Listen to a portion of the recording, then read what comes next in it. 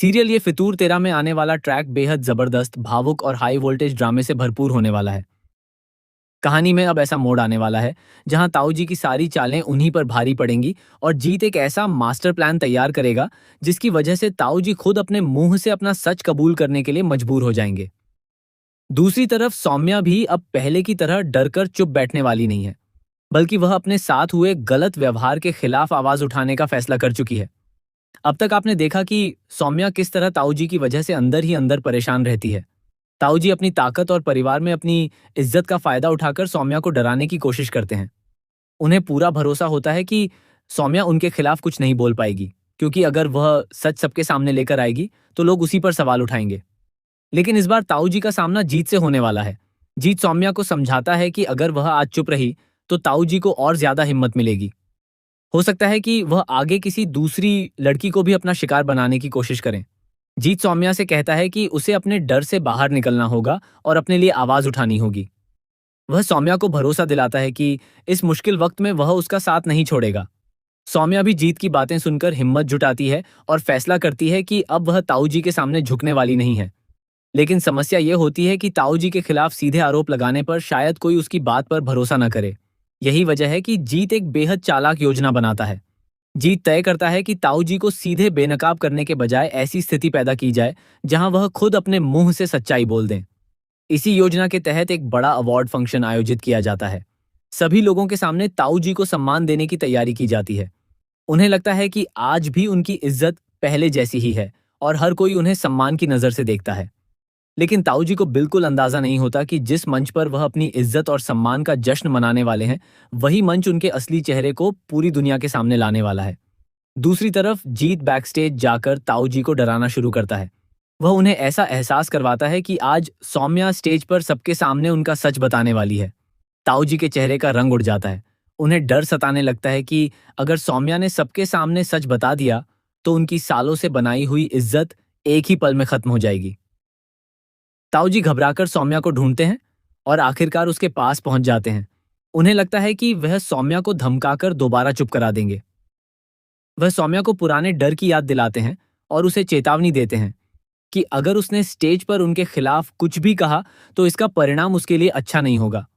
ताऊ जी को पूरा विश्वास होता है कि सौम्या अभी भी उनसे डरती है। वह उसे यह भी समझाने की कोशिश करते हैं कि दुनिया उसकी बात पर विश्वास नहीं करेगी। इतने सालों से जो लड़की चुप रही है, अगर वह अचानक उनके खिलाफ कुछ कहेगी तो लोग सवाल उसी से करेंगे। ताऊ जी को लगता है कि उनकी प्रतिष्ठा इतनी मजबूत है कि कोई भी सौम्या की बात पर विश्वास नहीं करेगा।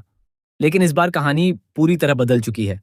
सौम्या अब अकेली नहीं है, उसके साथ जीत खड़ा है और जीत ने पहले ही ऐसा प्लान तैयार कर रखा है जिसमें ताऊ जी खुद फंसने वाले हैं।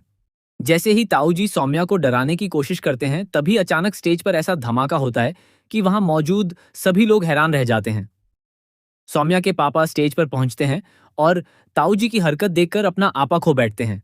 वह ताऊ जी को जोरदार थप्पड़ मार देते हैं। इसके बाद वहां मौजूद लोगों को भी ताऊ जी की असलियत का अंदाजा होने लगता है। जिस व्यक्ति को कुछ देर पहले तक सम्मान दिया जा रहा था, अब उसी पर सवाल उठने लगते हैं। ताऊ जी की पत्नी भी उन्हें रोकने के लिए आगे आती है, लेकिन तब तक मामला पूरी तरह हाथ से निकल चुका होता है। सौम्या के पापा अपनी बेटी के लिए बेहद भावुक हो जाते हैं।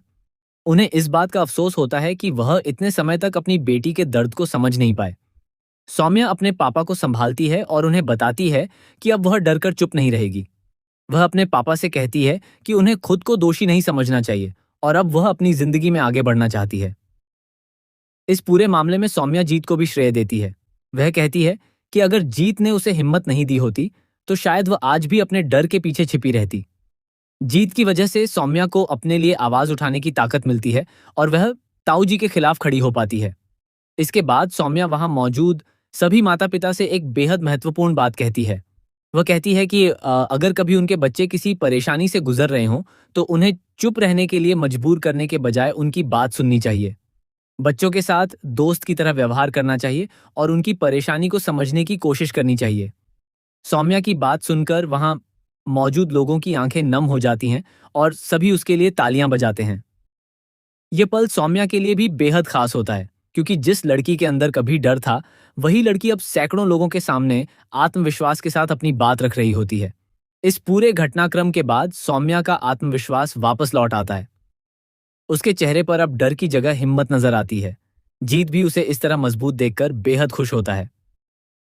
वहीं सौम्या की माँ और पापा भी अपनी बेटी से माफी मांगते हैं और उसे भरोसा दिलाते हैं कि अब वह हर परिस्थिति में उसके साथ खड़े रहेंगे। इसके बाद कहानी में सबसे बड़ा ट्विस्ट आता है, जब ताऊ जी के खिलाफ कार्रवाई शुरू होती है और उन्हें गिरफ्तार कर लिया जाता है। जिस ताऊ जी को अपनी ताकत और इज्जत पर इतना घमंड था, वही अब अपने किए का परिणाम भुगतते नजर आएंगे। लेकिन दोस्तों, कहानी का सबसे बड़ा ट्विस्ट अभी बाकी है। ताऊ जी के बेनकाब होने के बाद अब सौम्या और जीत की जिंदगी में भी एक नया अध्याय शुरू होने वाला है। जीत ने पहले ही घर छोड़ने का फैसला कर लिया था, क्योंकि उसने सौम्या के पापा से वादा किया था कि वह परिवार से दूर चला जाएगा।